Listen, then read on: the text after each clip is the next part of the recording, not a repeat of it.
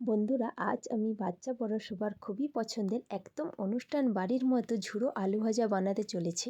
আর এই ঝুড়ো আলু ভাজা ডাল ভাতের সাথে কিংবা সাদা ভাতের সাথে দুর্দান্ত লাগে খেতে। এই ঝুড়ো আলু ভাজা বাড়িতে অনেকে চেষ্টা করেও ঠিক হয়ে ওঠে না, কিছু না কিছু মিস হয়েই যায়। আজ আমি আপনাদের সাথে সঠিক প্রসেসের সাথে শেয়ার করছি। প্রথম থেকে শেষ পর্যন্ত ভিডিওটি দেখতে থাকুন। আসুন তাহলে বানানো যাক। এখানে আমি নতুন আলুর ছোল তুলে 5টে নিয়ে নিয়েছি। সাথে নিয়েছি এখানে একটা গ্রেটারের মধ্যে দিয়ে আলুটা আমি গ্রেট করে নেব। দেখুন বন্ধুরা, এখানে আমি আলুটা লম্বা করে ধরে গ্রেট করে নিচ্ছি। আলুটা এখানে অবশ্যই লম্বা করে ধরে গ্রেট করে নিতে হবে। আর দেখুন বন্ধুরা, কত সুন্দরভাবে গ্রেট হচ্ছে। এই সেম প্রসেসে সব আলুগুলো আমি গ্রেট করে নেব। আর হ্যাঁ বন্ধুরা, আজকে আমার রেসিপিটি ভালো লাগলে অবশ্যই চ্যানেলটি লাইক সাবস্ক্রাইব করে পাশে থাকবেন, বন্ধুদের সাথে একটি শেয়ার করে নেবেন। আর এখানে আমার 5টি আলু গ্রেট করা হয়ে গেছে। দেখুন বন্ধুরা, কত সুন্দরভাবে গ্রেট করা হয়েছে। এরপর আলুর ওপর আমি বেশ কিছুটা পরিষ্কার জল দিয়ে দিলাম। আর দেখুন বন্ধুরা, আলু থেকে কীরকম কষ বেরিয়েছে। আলুটা আমি পরিষ্কার জল দিয়ে 4 থেকে 5 বার ধুয়ে নেব। এখানে আমি আলুটা 4 থেকে 5 বার ধুয়ে নেওয়ার পর আলুর জলটা ঠিক এরকম পরিষ্কার হবে।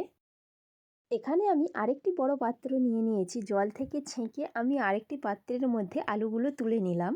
আর হ্যাঁ বন্ধুরা, বাজারে যে এখন নতুন আলুটা উঠেছে, আমি ওই আলুটাই এখানে ব্যবহার করেছি। আলুটা এখানে অন্য পাত্রে তুলে নেওয়ার পর এখানে 1 বোতল ফ্রিজের জল নিয়েছি। ফ্রিজের জলটা আমি আলুর ওপর দিয়ে দেব। এখানে অবশ্যই ফ্রিজের জল লাগবে, আপনারাও ফ্রিজের জল দিয়ে দেবেন। ফ্রিজের জলটা দেওয়ার পর চাপা দিয়ে 15 মিনিট রেস্টে রেখে দিলাম। 15 মিনিট পর চাপা খুলে দেখলাম আলুগুলো একদম খোঁচা হয়ে গিয়েছে। আর এদিকে আমি একটা সুতির কাপড়ের ওপর আলুর জল ঝরিয়ে আলুগুলো আমি মিলে দিলাম।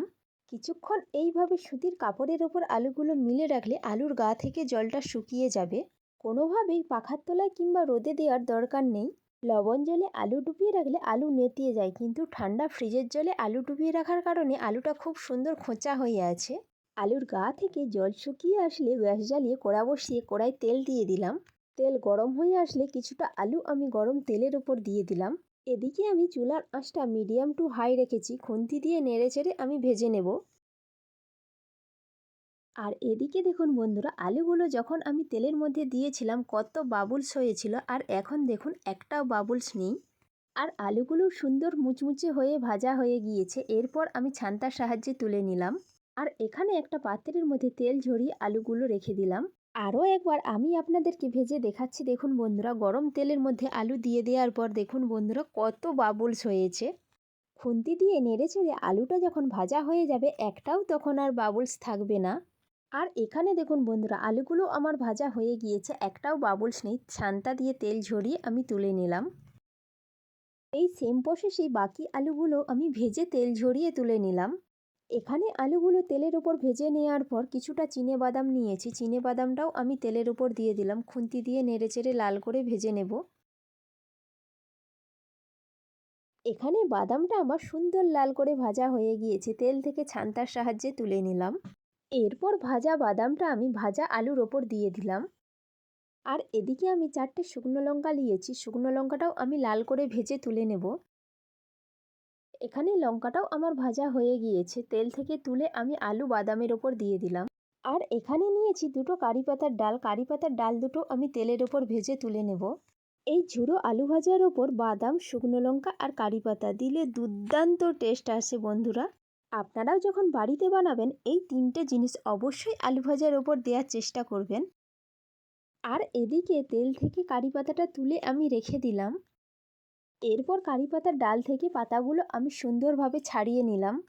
এরপর এই সমস্ত উপকরণগুলো ঝুড়ো আলু ভাজার সাথে খুব সুন্দরভাবে মিক্স করে নেব। আর আপনারা আওয়াজটা শুনে তো বুঝতেই পাচ্ছেন কতটা মুচমুচে হয়েছে। বন্ধুরা, আপনারা যদি এই সেম প্রসেসে বাড়িতে বানিয়ে একটা কন্টেনারের মধ্যে রেখে দেন, ডাল ভাত কিংবা সবজি ভাত যখন ইচ্ছে খেতে পারবেন। রোজ রোজ বানানোরও ঝামেলা থাকবে না। আলু ভাজাটা মিক্স করে নেওয়ার পর আমি একটা প্লেটের মধ্যে ঢেলে নিয়েছি। দেখুন বন্ধুরা, কতটা সুন্দর লেগেছে দেখতে, একদম অনুষ্ঠান বাড়ির মতো লেগেছে দেখতে। খেতে তো দুর্দান্ত হয়েছে। দুটো হাতে নিয়ে দেখাচ্ছি বন্ধুরা কতটা মুচমুচে হয়েছে। এই দেখুন বন্ধুরা, আলু ভাজাগুলো মুঠো করতেই পুরো ভেঙে গুঁড়ো হয়ে গিয়েছে। আজকের রেসিপিটি ভালো লাগলে অবশ্যই কমেন্টে জানাবেন। রাধে রাধে বন্ধুরা।